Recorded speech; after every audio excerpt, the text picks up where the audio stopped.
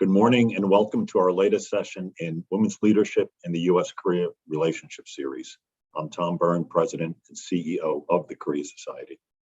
This series was launched in 2021 to highlight the important role that Korean and Korean American female leaders play in the U.S. and abroad. In our fourth installment of the series, we are fortunate to have two distinguished, accomplished, and influential educators with us today, who are leading two of the most prestigious institutions of higher education in Korea and in the US. Dr. Eun Mee Kim, president of Ewha Womans University, founded in 1886 in Seoul, and Dr. Sian Leah Beilock, president of Barnard College, founded just 3 years later in 1889 in New York City. So that makes Ewha the Sunday institution. Dr. Kim graduated from Ewha Womans University in 1981 and later received her master's and PhD from Brown University. She returned to her alma mater in 1997. Dr. Kim is the 17th president, and she also serves as professor in the Graduate School of International Studies and director of the Ewha Global Health Institute. She has served as dean of the Graduate School of International Studies and director of the Institute for Development and Human Society. Dr. Kim has also held multiple external positions, including the president of the Korea Association of International Development and Cooperation and vice chairperson of the Korea National Commission for UNESCO. She was appointed by the UN Secretary General in 2016 as one of the 15 scientists who wrote the Global Sustainable Development Report in 2019. Dr. Kim has received many awards, including the first research grant to a university in South Korea from the Bill and Melinda Gates Foundation on her research advocacy for Korean engagement in global health and development in 2013. Dr. Kim's research institutes are Dr. Kim's research interests are international development, economic development of South Korea and East Asian countries, globalization, and multiculturalism. Dr. Beilock is president of Barnard College here in New York City. She received her Bachelor of Science in Cognitive Science from the University of California, San Diego, and doctorates of philosophy in both kinesiology and psychology from Michigan State University. Before her tenure at Barnard, Dr. Beilock was on the faculty of the University of Chicago for 12 years. She specialized in research on how to help children and adults learn and perform their best under stress, with a focus on how women can succeed in math and science and how stress and anxiety affects performance. Dr. Beilock's research is widely published and has been featured in media outlets such as the Wall Street Journal, Time Magazine, CNN, Washington Post, and the New York Times. Notably, in 2017, Dr. Beilock received the Trollin Award from the National Science Foundation in recognition of her outstanding scientific achievement in experimental psychology. Dr. Beilock's TED Talk in 2017, titled Why We Choke Under Pressure and How to Avoid It, received over 2.3 million views. Actually, now 2.3 million and one. I watched it yesterday and found it fascinating. Today, we are fortunate to have with us former Ambassador Kathleen Stephens, who was featured in our inaugural Women's Leadership Program. She will moderate the conversation. Kathy has a distinguished career as a diplomat. She served in the Balkans, in Northern Ireland during the Good Friday Agreement negotiations, in China, in India, and as the U.S. Ambassador to South Korea from 2008 to 2011. Both Kathy and I have a similar background. We both served as Peace Corps volunteers in Korea before we started our different career paths.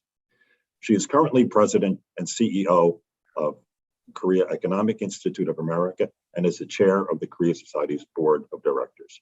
Now, please join me in welcoming Ambassador Stephens, Dr. Kim, and Dr. Beilock. Kathy, the floor is yours. Well, Tom, thank you so much. And good morning to everyone watching in the United States or anywhere where it's morning. And good evening to our watchers in Korea and elsewhere.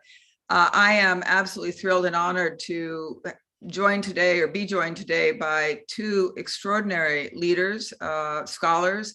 And there is so much I want to talk to them about. We were just kind of warming up a little bit a few minutes ago, and I had the good fortune of seeing Dr. Kim a few months ago when I was in Korea and catching up with her and meeting Dr. Beilock now. And there's a lot of things I want to explore. So just to preview what we're going to do, we're going to kind of cover the range and I think have a real conversation. And with the President Beilock and President Kim's permission, I'm going to move to first names, if that's all right. but please call me Kathy. But because I feel like already we've talked for a few minutes and we've connected already. I want to cover, as we do in this series, the individual kind of journeys and observations of each of these extraordinary leaders we have with us today. I know there's always great interest in that. Their academic fields are also, especially whether it's development, particularly as it affects women and children, or why we choke. And I understand that President Beilock looks at particularly how women choking over math. I mean, I'm still traumatized about that. I wish you'd done that a lot earlier. But before we get to all that, I do think it's important to reflect a little bit on these extraordinary institutions these two leaders lead. Tom mentioned that both Ewha Womans University and Barnard were founded in the 1880s. At a time when higher education for women was, shall we say, almost non-existent, I think, in both countries. And I think maybe I'll turn to Dr. Kim first, since we've now learned that Ewha was founded just a few years before Barnard, and maybe have her say a word about Ewha Womans University. Everyone in Korea knows about Ewha. It has a worldwide reputation, but just a bit about it and what brought you, you're an alum as well, to lead this institution.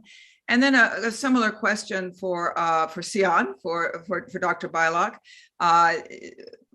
Moving into leadership, I'm sure you had many, many choices. You came out of the University of Chicago, I think most recently, in leading a women's liberal arts college, and about Barnard today and the relevance, if you like, and the role of these important leadership roles for women's colleges in the world. So over to you first, and me, if I might.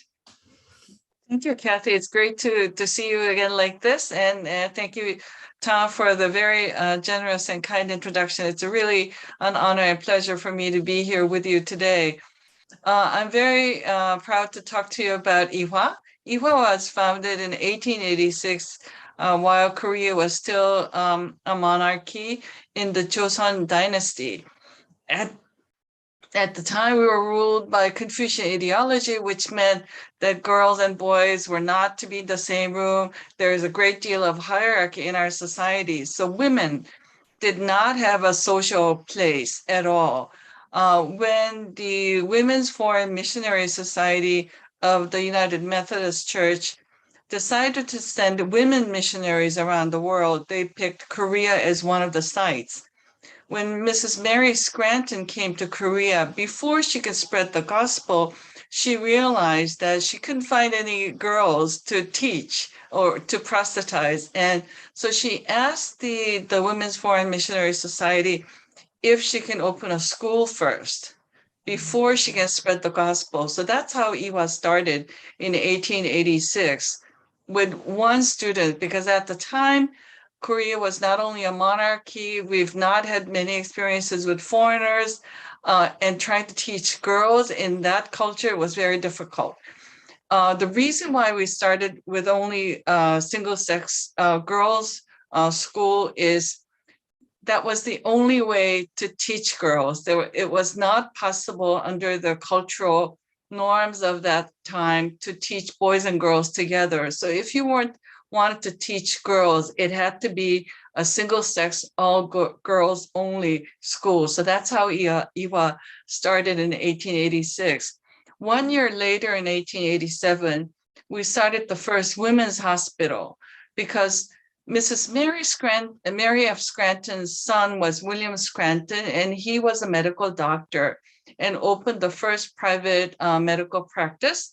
But women and girls, even though they were sick and wanted to seek the help of medical, doctors, they couldn't go see him because of the cultural norms that women could not show their bodies to a male, and especially a foreign male. So Mary sent another letter to the Foreign Missionary Society if they can dispatch women doctors and nurses. And that's how we started the first women's hospital in Korea. So we have the tradition of girls and women's education as one pillar, and women and girls' health as the second, as the next pillar. So my research has spread into these two areas. Ewha since then has become one of the largest research universities for women in the world.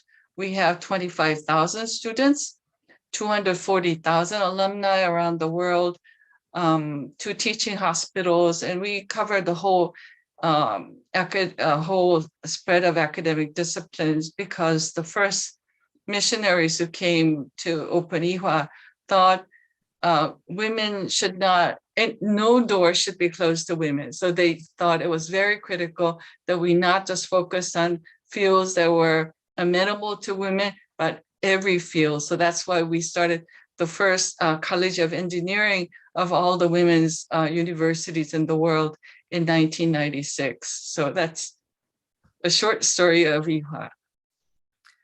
Well, it's a terrific story, but remind me, Eun Mee, how many students does Ewha have now? It's quite large. 25,000. 25,000, yeah. 25,000 students. Oh, thank you.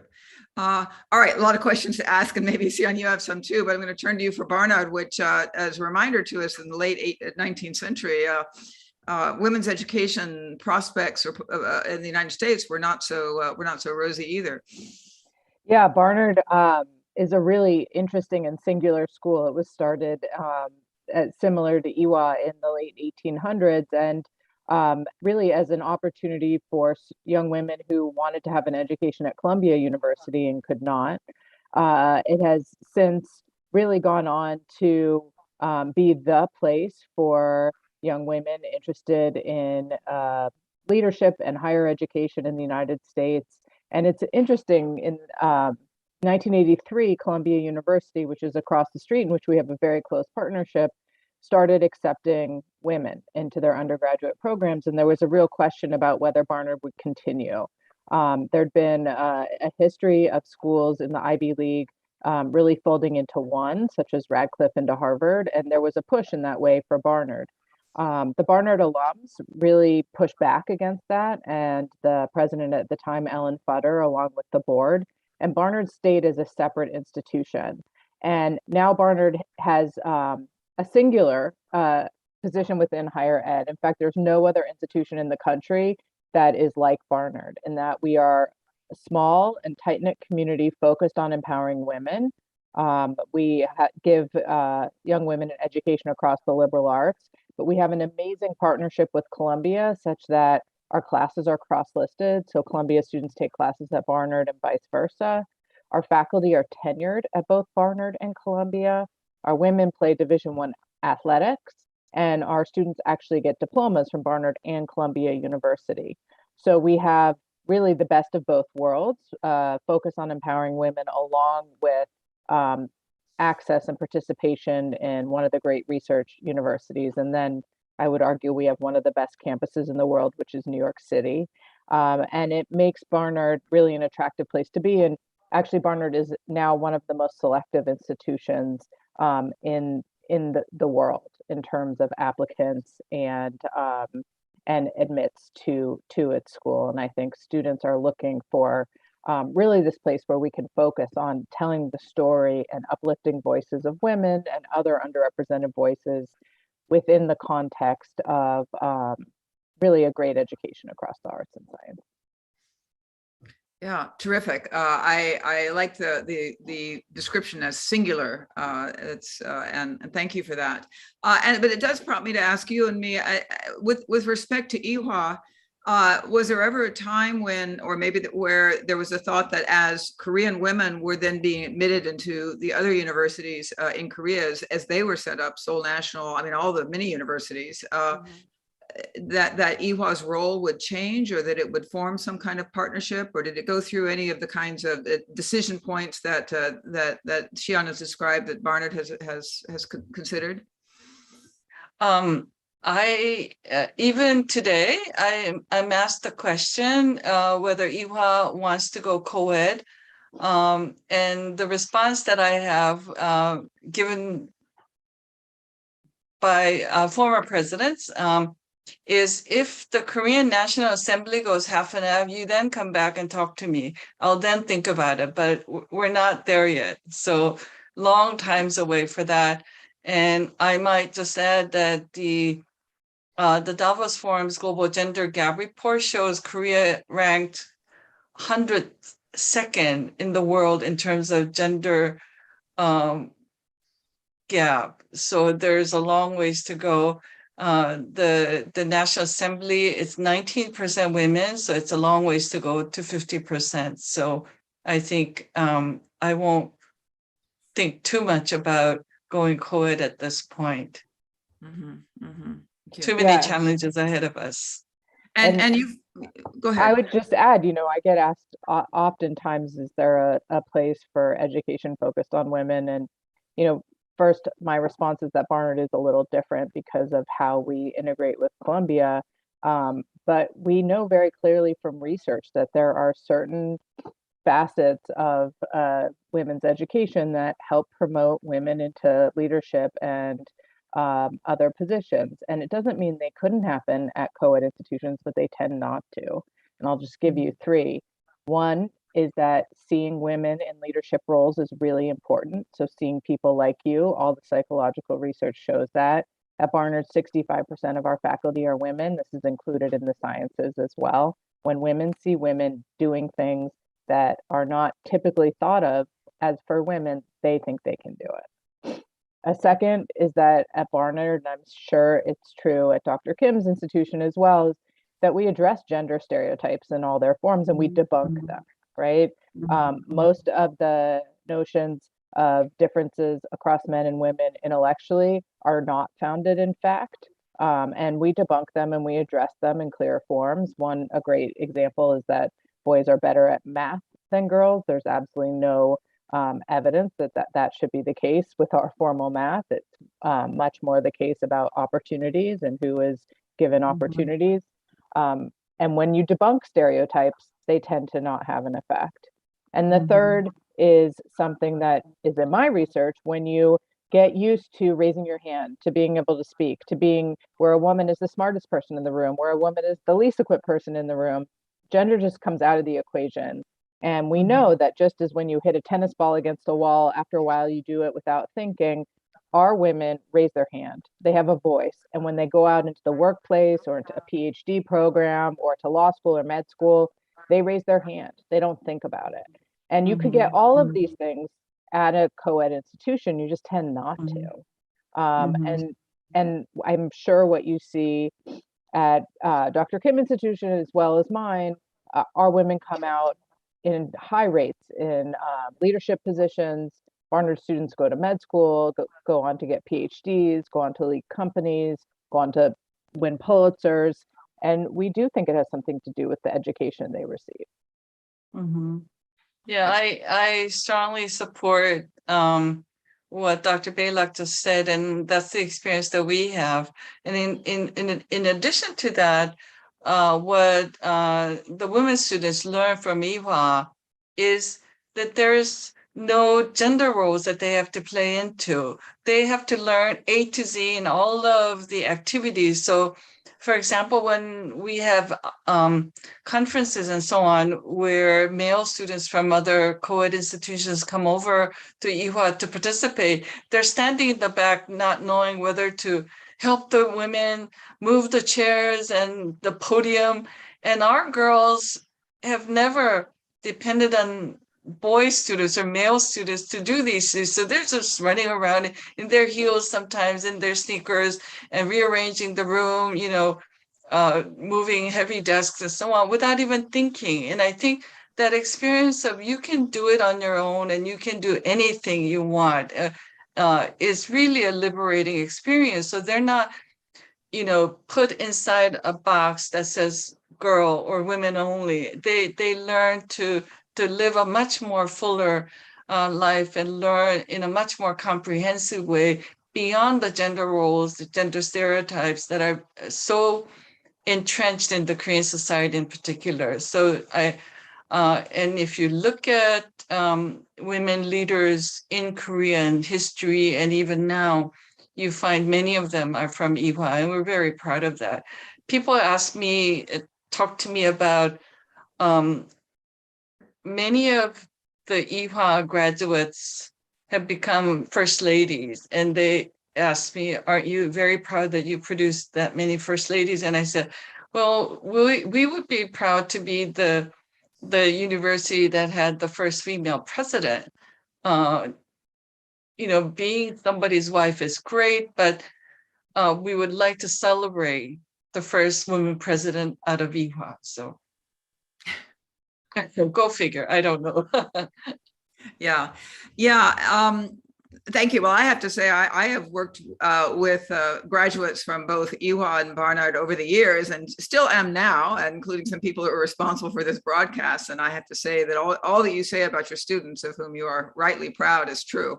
They have enormous leadership and character, as well as their functional and substantive skills. And it's really good to see the kinds of students you're producing. And I want to get back to the students in a minute, but I also, in this series, we try to kind of let people, and we've done this a little bit already, but ask our guests to talk a little bit about their own path, their own journey.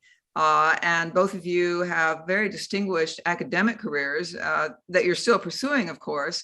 But I know in the academy, that women continue to face challenges. I don't have figures for Korea, but I was very surprised actually to find out, and tell me, Sian, if this seems right to you, that in the United States, women make up only a quarter of the tenured positions, 25%. That seemed really low to me, but that may be the case. And of course, the 2017 American College President Study reports that only 30% of all college and university presidents are women.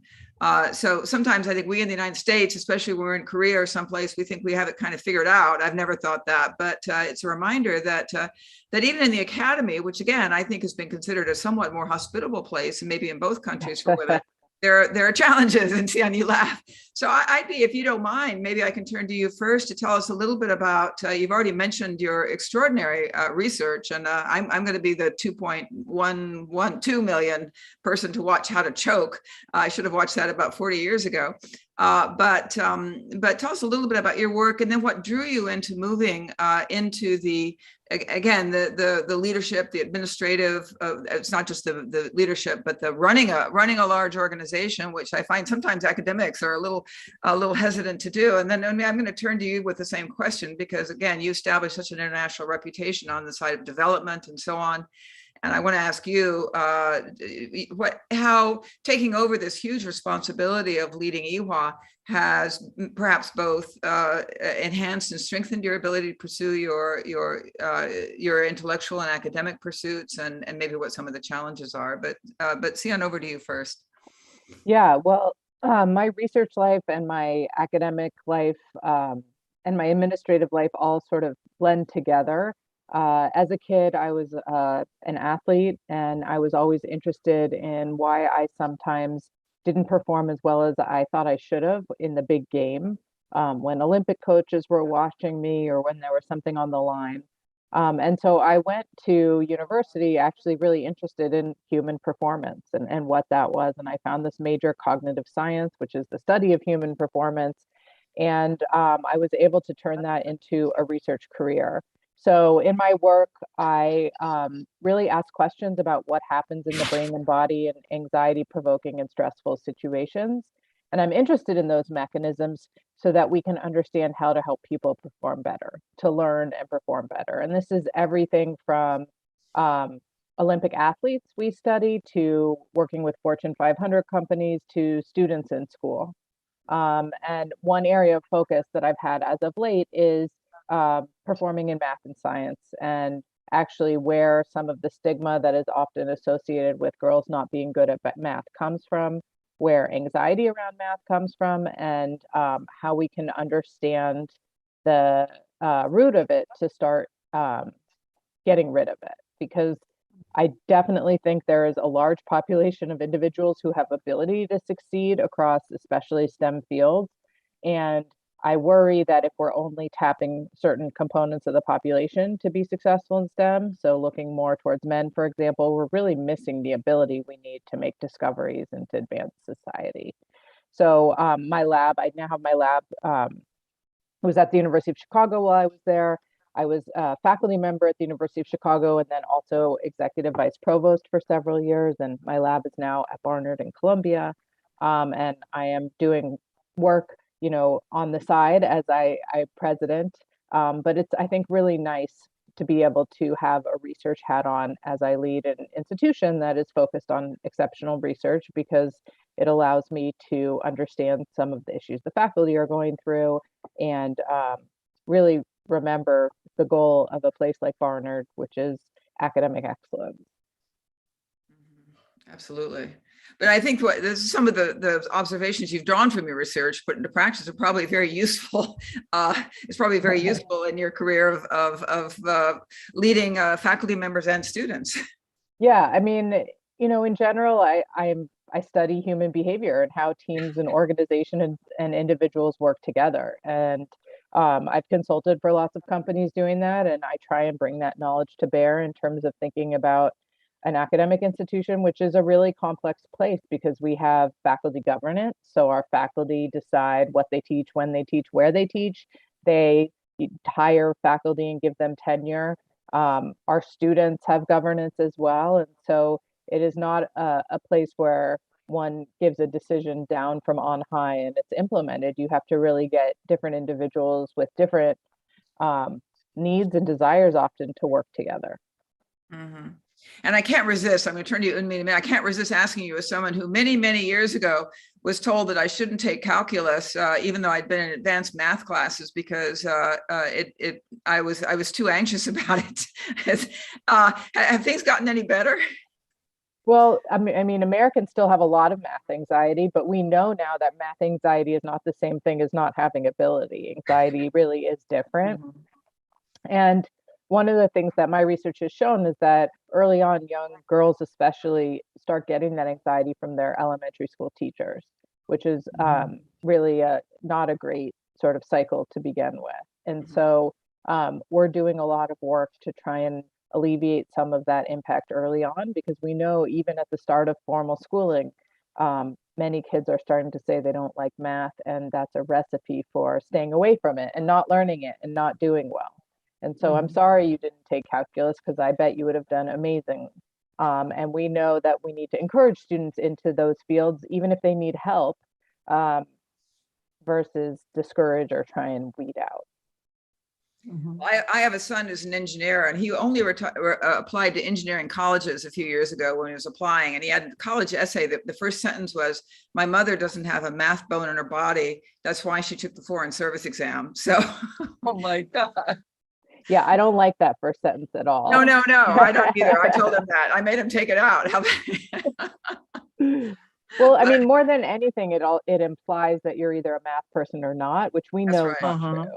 And we know that when you imply that, it implies that you're endowed with something, which tends to favor, the stereotype tends to favor that men are endowed with that. And it's just all inaccurate psychology and neuroscience. So we have to dispel it. Starting with your son. Thank you. All right. Eun Mee, over to you. Yes. You had asked earlier about tenured professors in Korea, the percentage of women. I don't have the tenured, but I have about a quarter of our professors are now female, but at national university like SNU, the percentage drops to 18%. In private institutions like Ewha, it is about 28%. So there's still a long ways to go for women to have half and half in university professorships. At Ewha, not really by design, but if we try to choose the best professors to lead, to teach and research, and we have had about a 50-50 male and female ratio of faculty members. Currently, we have slightly more females, but other years it goes back and forth about 50-50. So we have the most gender equitable distribution of university faculty. In terms of university presidents, I'm very sorry to let you know, less than 10% of universities are led by women in Korea. So the current debate about young men in their 20s arguing about inequality on both, men and women say that they're unequally treated. The numbers still show that women still not have a fair share. So we have a long ways to go, although the educational setting in academia is supposed to be more gender neutral than some other, occupations. If we look at the private sector and the political sector, there's still many women who enter but do not get beyond a very hard glass ceiling. So that's still a very real issue. So in your 20s and so on, you may enter the workforce, but women drop out with in their 30s and never reach back what they've lost. So there's a lot of issues of women's employment beyond a certain age and retaining their place in their promotion and so on. We were talking about various other issues. I think, Kathy, you wanted to know why or how I got into sociology or why I'm doing what I'm doing. Actually, University of Chicago is where I spent a little bit of my childhood. My father was getting his degree in education from University of Chicago in the 1960s. So I lived right outside of Hyde Park when it was still very safe, went to elementary school for 2.5 years in Chicago. So my father's professor said, I don't know, he just said, "Eun Mee, why don't you come back to the US to study when you grow up?" And I said, "Sure." And that sort of stuck with me. I don't know what it is, but when you're young and somebody saying something to you sort of sticks with you. And when I was growing up and went to college, I had a very difficult time in college because my parents just got divorced. My mother was in shackles, and it was just having a great deal of hardship. But I felt that if I did escape to the educational realm, that was my sort of little escape route. And to leave Korea, it was, I think, financially difficult for me to get an education beyond college in Korea. But I heard that US institutions were willing to give scholarships and stipends. And since my English wasn't too bad, I studied really hard and got into Brown. So that's how I started my graduate school. The reason why I was doing sociology is at the time when I was going to college in the late 1970s and early 80s, Korea was developing very fast. Our economic development was growing. We were growing at least 10% a year by GDP per capita. But politically, I know Kathy remembers this, we were going backwards. We were having a very strong military authoritarian regime. So all the things that I was learning from my Western textbooks about capitalism and democracy, they said capitalism and democracy go hand in hand. So if one advances, the other will come together. But in Korea, it was going the opposite. So in my study, proposal to study, when I was applying to US institutions, I said, what you taught me through your textbooks are all wrong. Everything is going backwards in Korea. So you have to tell me what the right answer is. I don't understand. So that's how I got this great scholarship to go to Brown. And I stayed at Brown. And then when I was about to finish, when my scholarship ended, I really had to get a job. But I was, one, too young, a female, and I was still ABD. So my friends in Korea told me that if I try to come back to Korea for an academic position, you're 3 strikes out, you can't come back. So I applied to US institutions and I was hired by USC without a PhD. So I stayed in the US for another, I think, 11 years. So 17 years as an adult and 2.5 as a child in the US.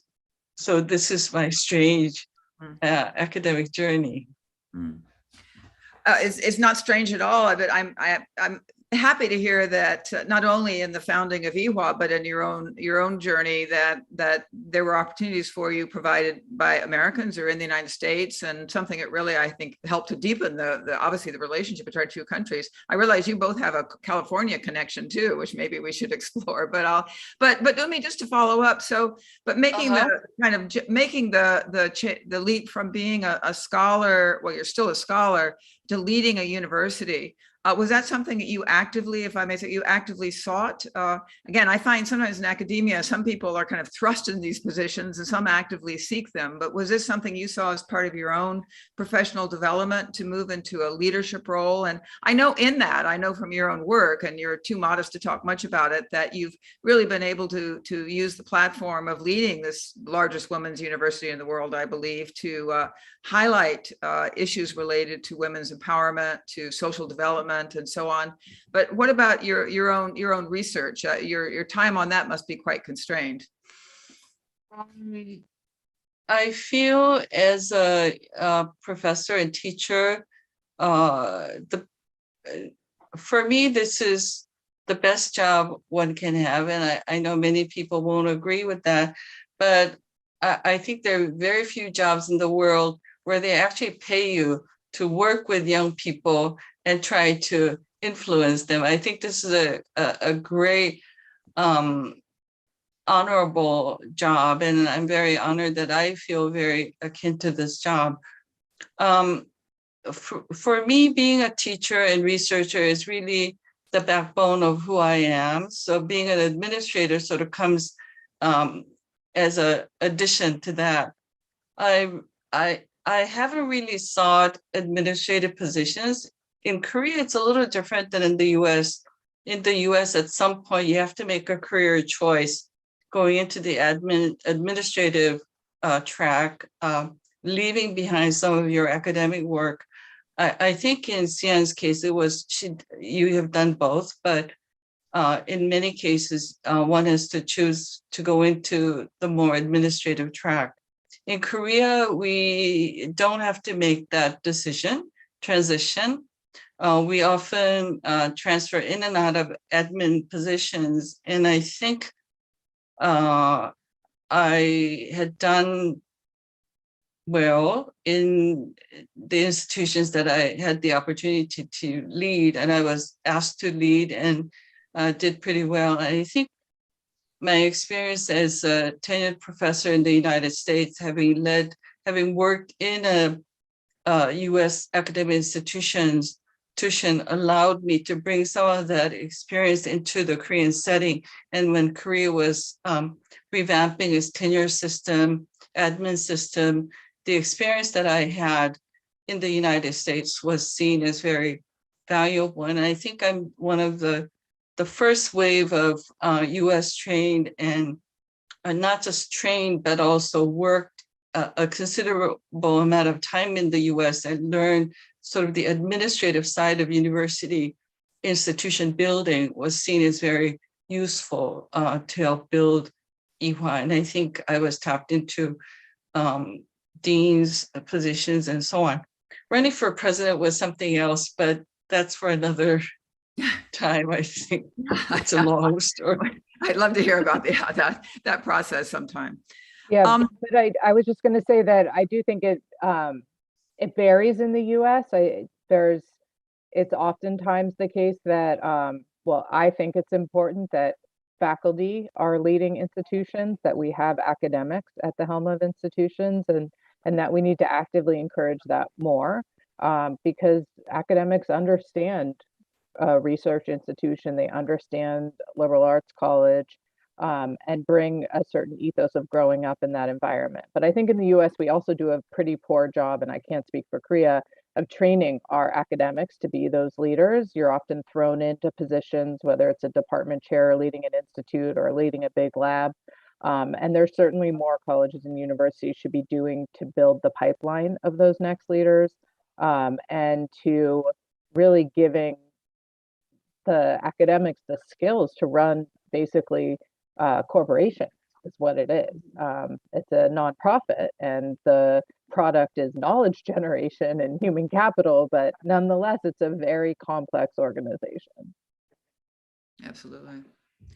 Sian, I wanted to go back to you mentioning earlier the importance, I think, of young women, students having people in positions that they can look at and think and imagine themselves there. So, role models, we talk about mentors. One question I'm sure you get a lot, but I'm going to ask it again is, did you have particular role models or mentors? I mean, they can be different kinds of people, obviously, that were especially important to you. And Eun Mee, I'd like to hear your answer to the same question. I'm going to kind of add to it too. Who do you think are the kind of role models that your students look to now? And are they finding them?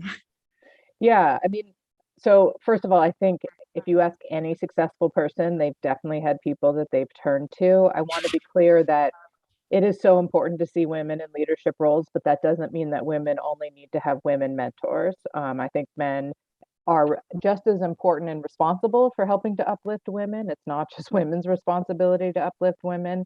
And I actually like to go farther than talking about mentors to now what I think in this day and age, people really need are sponsors. So people who are going to help folks get those next positions, are going to put their name out there, are going to help with networks. It's not just giving advice, it's really helping to uplift others. And men have traditionally done this very well in terms of helping put other men in positions of leadership. And it's now the case that both women and men should be helping the promising women in their life do that as well. And I definitely had that. I was running a big lab at the University of Chicago. I think I had about 40 people in my lab. And I got elected to our faculty senate, which really gave advice or reacted to policies that the president of the University of Chicago was putting forward. And from there, I got elected to a very small group of 10 people that had lunch with the president and provost every week or every 2 weeks as sort of an inner cabinet. And that's really where I got my first taste of administration. I was the only woman on that committee. I was probably the youngest by 20 years. I was pregnant for a lot of it. So I remember just being sort of the odd person out. But the president of the University of Chicago, Bob Zimmer, really took me under his wing. I had lunch with him. I said to him rather bluntly one day, how does one get your job? And we started talking about what careers in administration would look like. And then as opportunities came up, he asked if I was interested. He helped connect me to the right people. That's sponsorship. It's not just mentorship. And that really has made all the difference.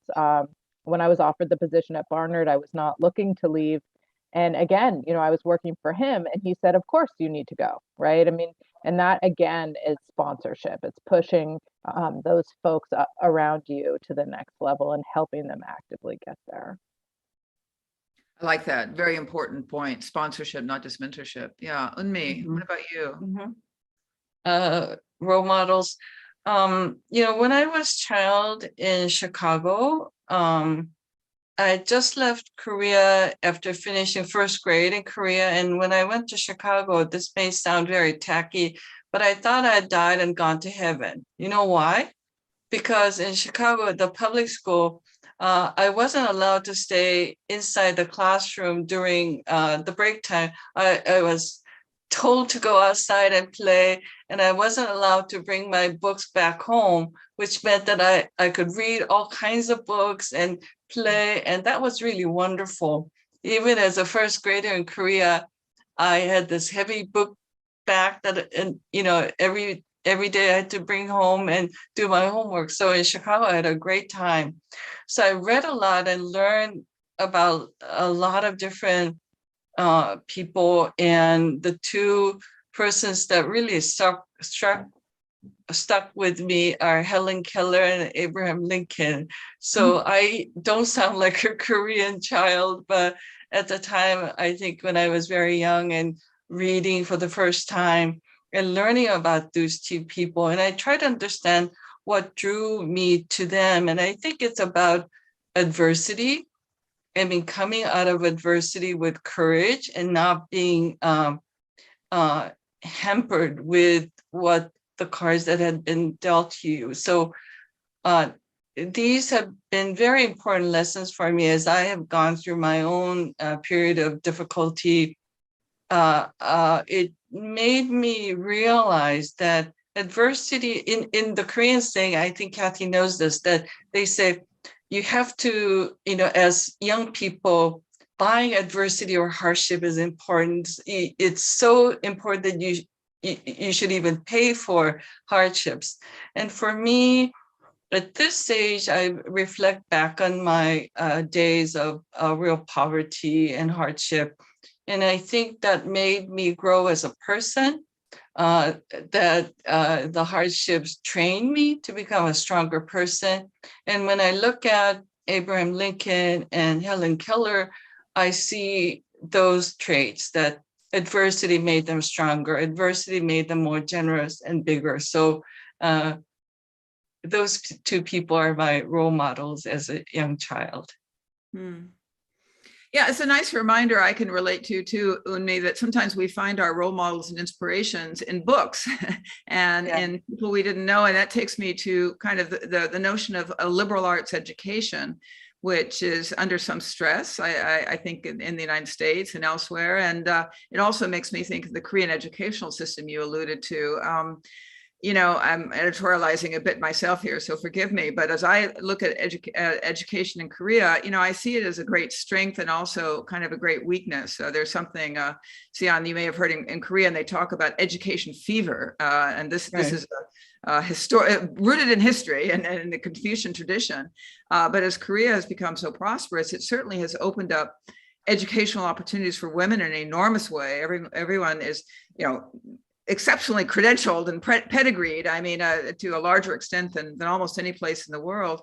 But the education system is so stifling that Korean parents, in a way, want their children to escape from it because they don't have the chance to have the kind of inspiration that exactly you're talking about. Parents know that. So I think it's a huge challenge for Korea.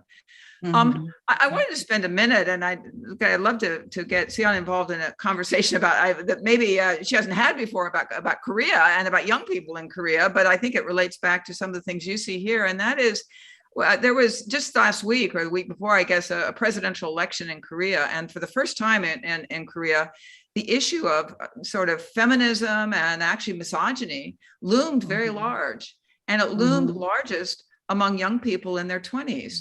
With young men and young women showing sharply different attitudes over the role of what was explicitly called feminism in the views of young men in conscribing and restricting their opportunities in society in a highly competitive society, and women feeling the brunt of a very misogynist campaign, but also one that involved a lot of sexual scandal on both sides of the political spectrum, and politicians having to confront and lose office over issues of sexual harassment, rape. It was a pretty complex environment, but one that really shaped in many ways the political discourse.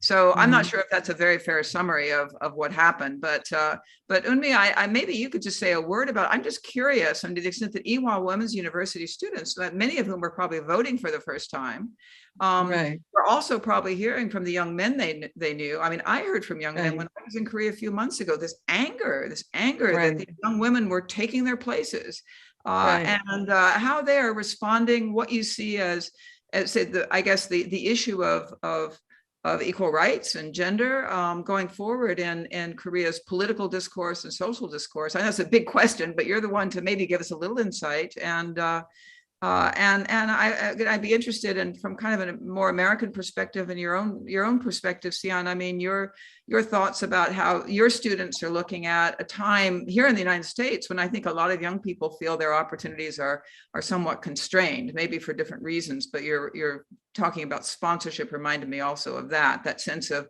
growing inequality and waning opportunity for many people in society. So I threw out a lot there, but maybe it'll stimulate I'm sure some thoughtful insights.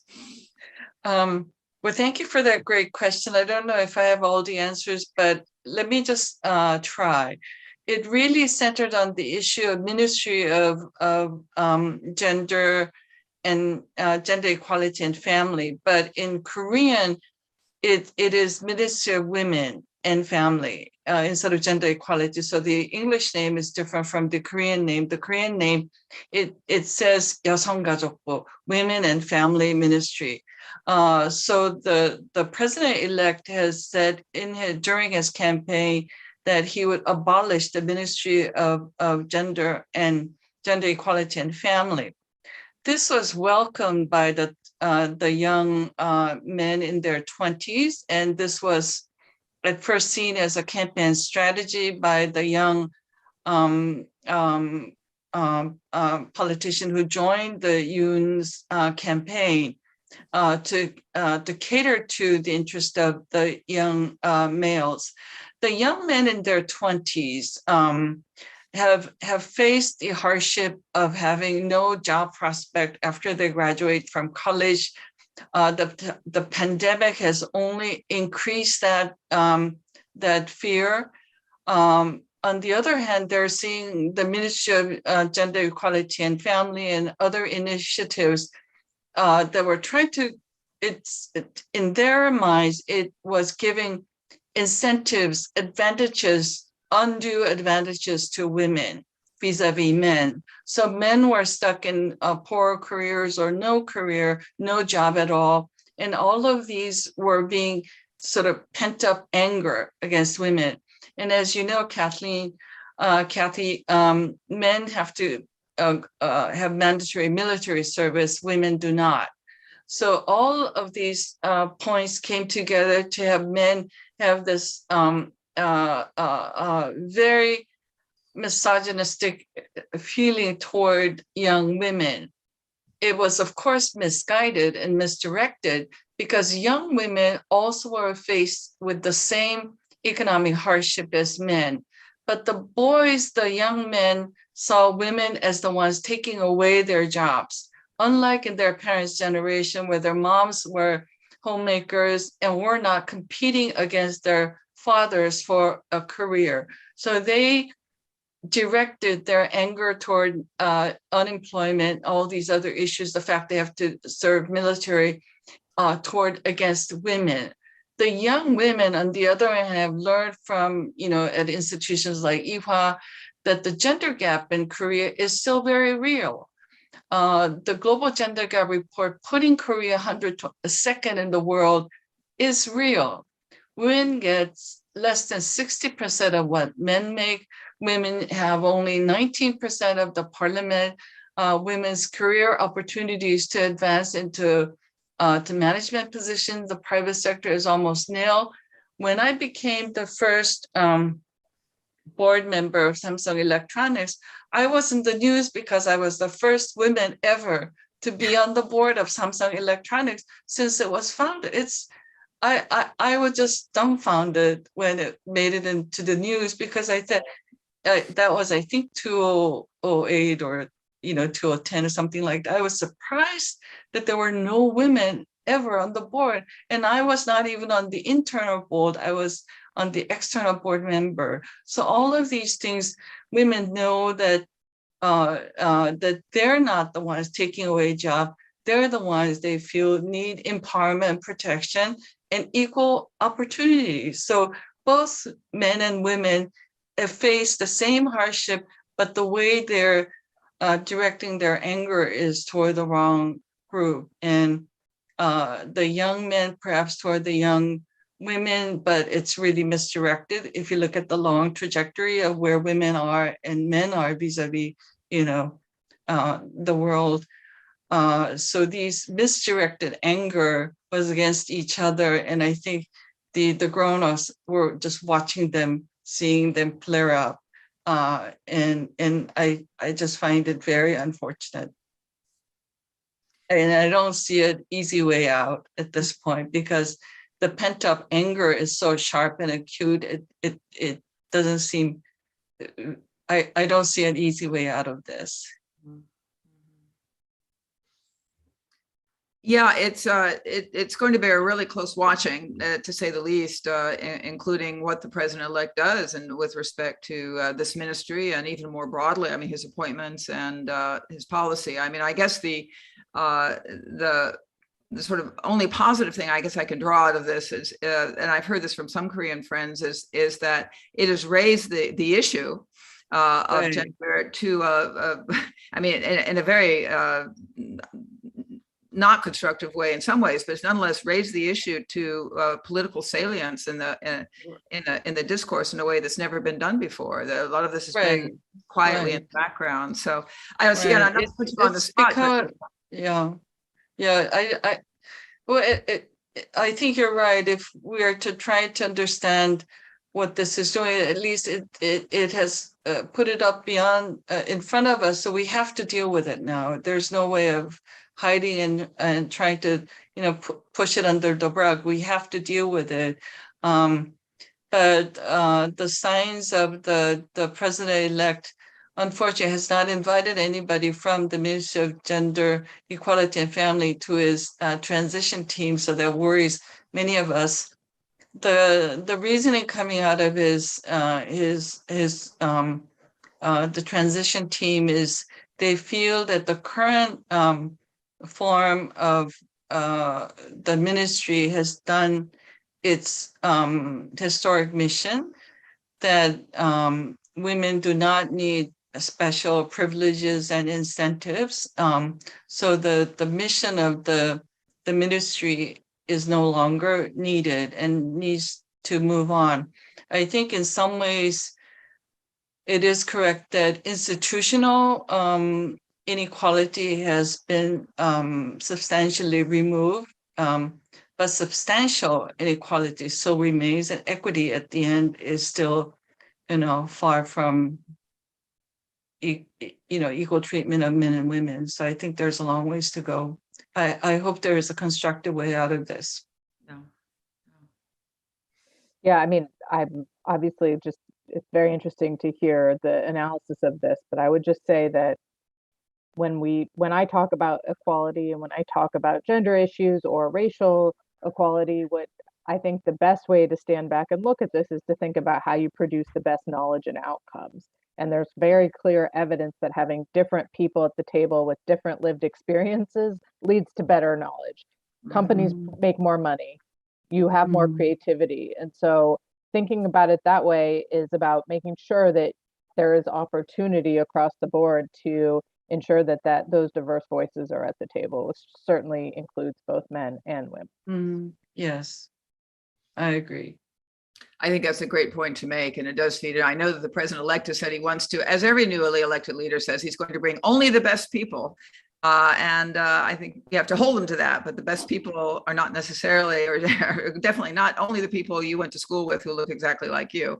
It's a variety. So yeah, well, Korea, Sian, I have to say, this is a fascinating place always in its journey, and I often feel like I'm not predicting something quite like that in the United States, but we've had our own times when rather unexpectedly we thought we were in a certain place, and we've discovered we're really not, in terms of access, in terms of equality, in terms of the way we treat each other. And I've often thought of Korea as a little bit of a canary in the coal mine on some issues, because things do flare up there in a way very quickly and express themselves in a sometimes very worrisome way, but in a way that can be kind of illuminating. I definitely think, we talk a lot at the Korea Society. I'm going to wrap this up with the Korea Society about our shared history and our shared values, but we have a lot of the same shared challenges too.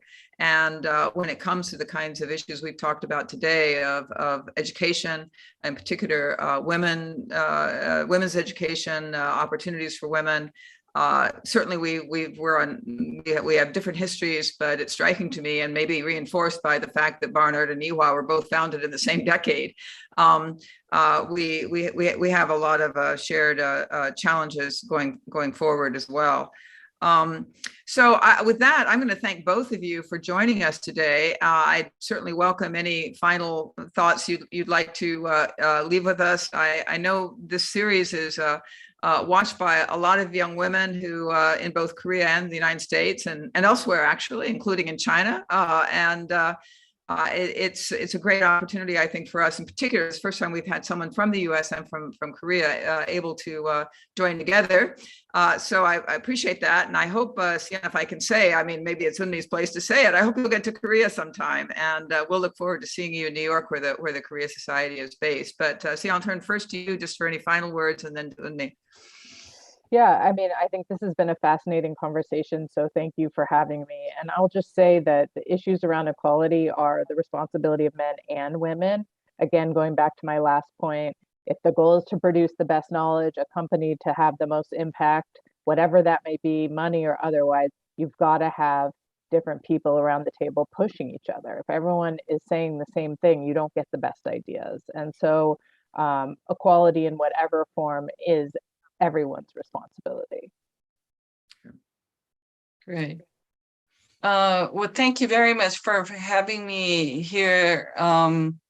It gave me an opportunity to think about things that I hadn't thought about for a long time, like my childhood and so on. Two words that I would like to leave with our viewers, especially young people, is please don't make your environment decide your future fate. I think, as I mentioned, adversity sometimes is handed your way to train you to become a stronger person. So treat hardship as an opportunity to grow and learn from. And I hope your circumstances do not tailor your or cut down your dream. Second, I want you to not worry too much about role models, although we talked about role models a lot. I want you to think about being a trailblazer.